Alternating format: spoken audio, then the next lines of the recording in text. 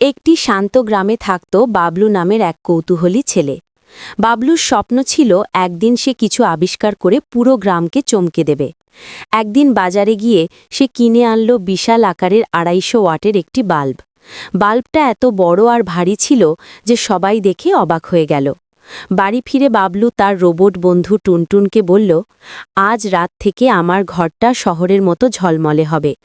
টুনটুন একটু চিন্তিত হয়ে বলল, এটা হয়তো বেশি শক্তিশালী, সাবধান থেকো। কিন্তু বাবলু হেসে উত্তর দিল, আমি জানি কি করছি। রাতে বাল্বটা জ্বালানো মাত্রই আশেপাশের অন্ধকার মিলিয়ে গেল। পুরো গ্রাম দিনের মতো আলোতে ভরে উঠল। মানুষ ঘুমাতে পারছে না, মোরগেরা ভোর ভেবে ডাকতে লাগল। এমনকি মাছিরাও ঝাঁকে ঝাঁকে আলোতে ভিড় জমাল। গ্রামবাসী রেগে গিয়ে বাবলুর বাড়ির সামনে ভিড় করল। বাবলু ভয়ে টুনটুনকে বলল, দ্রুত কিছু করো। টুনটুন তাড়াহুড়ো করে ভুল বোতাম চাপল। হঠাৎ সেই বাল্ব থেকে রঙিন আলো বেরোতে শুরু করল। নীল, লাল, সবুজ, পুরো গ্রাম একেবারে ডিস্কো লাইটের মতো ঝলমল করতে লাগল।